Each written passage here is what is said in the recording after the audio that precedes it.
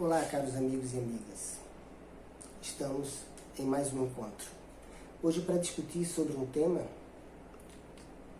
muito recorrente nas minhas atividades a respeito da relação entre musculação e o CrossFit. Na verdade, o treinamento funcional em que existe o formato CrossFit. E aí, como justificar a relação entre eficiência, entre benefícios socioefetivos e as lesões? Por que, por exemplo, essas histórias de que uma lesiona mais que a outra, etc. Então, na verdade, eu vou iniciar essa nossa discussão respeitando a nossa linha mestra, costumeira. Vou iniciar com um contexto que vai ajudar a entender o quão interrelacionadas essas atividades são realmente. Vamos pensar na prática regular de exercícios físicos. Ela é veiculada por um processo de uma aplicação de cargas, de resistências, que podem ser através de vários implementos, como também com o próprio peso corporal. O organismo ele não reconhece a diferença entre implementos, entre halteres e as resistências de aparelhos diversos, etc., ou do próprio corpo. Então, o que acontece? O que existe, na verdade, é uma ação direta de uma resistência, de uma oposição ao organismo, ou seja, um agente estressor. Por isso, o treinamento ele visa provocar as devidas respostas morfofisiológicas. E aí vamos pensar enquanto alterações na composição corporal, redução do percentual de gordura, hipertrofia muscular, voltadas para questões estéticas ou, principalmente, essa é a questão maior, a melhoria da qualidade de vida. E vamos entender essa melhoria da qualidade de vida enquanto resultado de um conjunto harmônico de vários elementos. Trata-se de um estilo de vida saudável. E aí vamos pensar em hábitos alimentares, em práticas sociais e especialmente a prática regular de exercícios físicos. Então são elementos que devem estar interrelacionados e que um contribua com o outro, pensando no conjunto, associando também ao descanso. O repouso é fundamental, porque você aplica um estresse, e aí vamos lembrar da teoria de Hansel, da síndrome do estresse. Existe o agente estressor, que por exemplo é o exercício físico, e a nossa condição de resposta, de reagir a esse estresse. Então existe, na verdade, uma relação de aplicação de um estímulo, intervalo de recuperação, de assimilação, para que novo estímulo permita um ajuste morfofisiológico considerado positivo, ou seja, os benefícios estão sendo alcançados ao longo do processo. Quando existe algum desequilíbrio, ou algum elemento que não está de acordo, não está em harmonia, pensando nesse conjunto que chamamos de planejamento, plano de treinamento ou periodização, aí os prejuízos acontecem.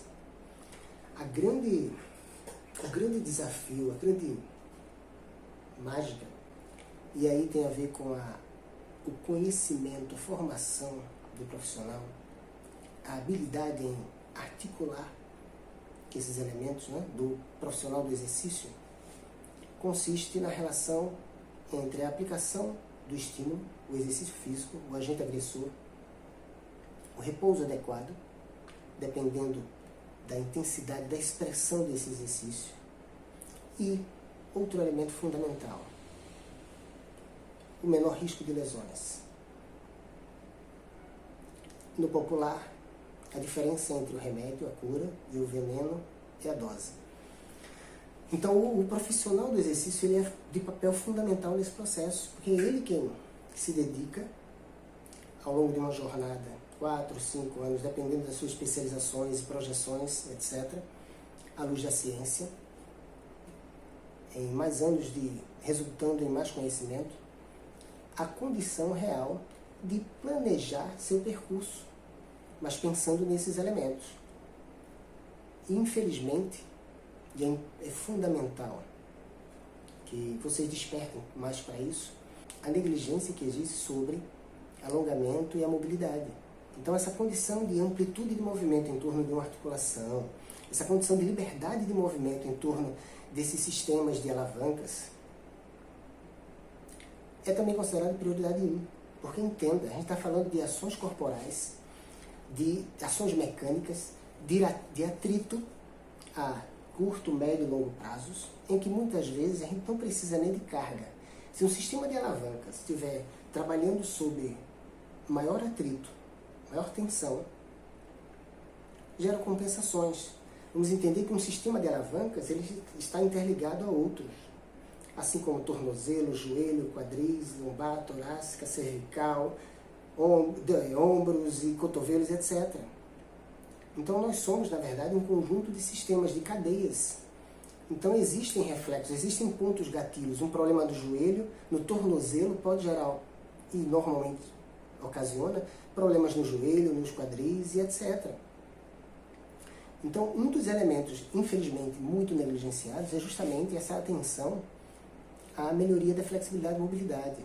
Porque uma cadeia que está trabalhando sobre maior atrito, ela vai gerar uma compensação, uma tentativa de um ajuste para suportar aquela resistência, a tensão daquela resistência.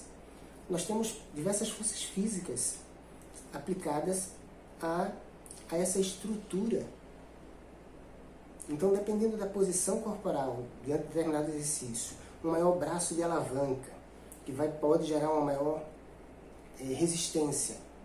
Às vezes, só uma mudança no posicionamento para a execução de determinado exercício pode gerar uma compensação. E compensação conduz inevitavelmente à lesão. Então, ao decidir investir, e que não é luxo, o exercício físico é tão essencial quanto se alimentar e descansar, entenda que exercício físico não é luxo, é uma necessidade. A máquina, sem trabalhar, ela quebra, ela não funciona direito.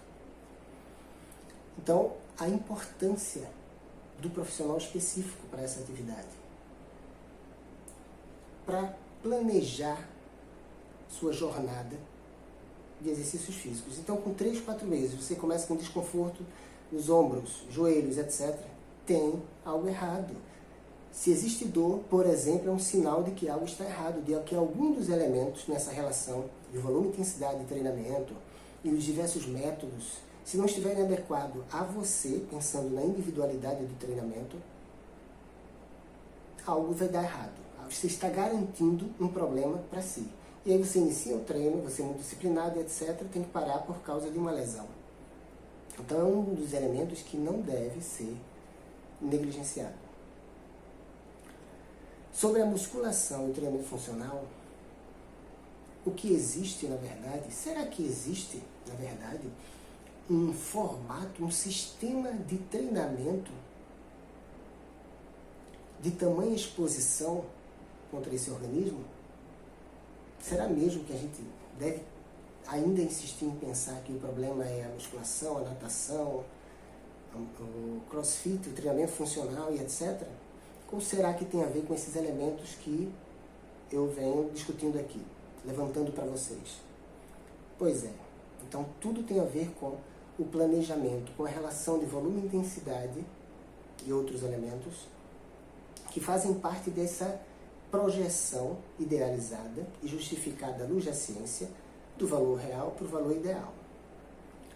A própria natação, vamos pensar em repetições sucessivas, em volume expressivo, médio e longo prazo, meses e anos de treinamento, que se não tiver uma técnica adequada à sua condição, suas capacidades e potencialidades, lembre-se que é atrito, lembre-se que atrito gera compensação, que gera lesão, que garante lesão.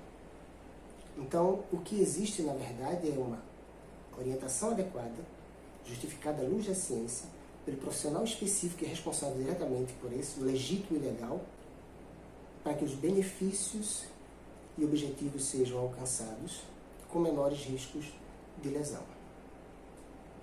Então lembre-se disso.